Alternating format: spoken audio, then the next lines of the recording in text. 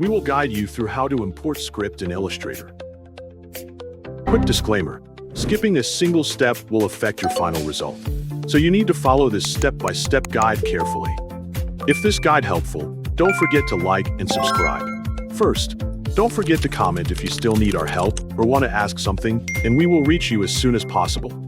Second, start by opening the Adobe Illustrator app. When the welcome screen appears, look on the left side and select the Create New option to begin a new document. A pop-up menu will appear where you can adjust the document settings according to your preferences, or simply use one of the templates. After you finish setting up the document, click Create to open your Illustrator workspace. Once the workspace is ready, go to your web browser and find the script that you want to use. Make sure the script is compatible with your version of Illustrator before downloading it.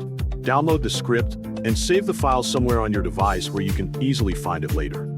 After the download is finished, go back to your Illustrator workspace. At the top of the screen, go to the File menu to access the options.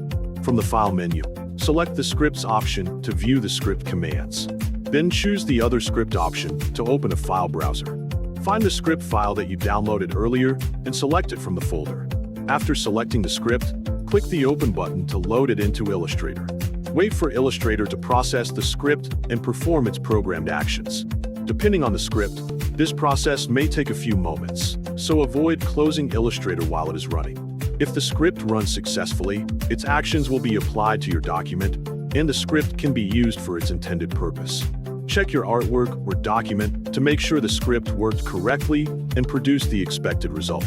If you want to use another script, you can repeat the same process by opening the File menu, selecting Scripts, choosing Other Script, and locating another downloaded script.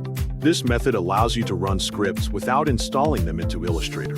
Always make sure that scripts come from a trusted source before opening them.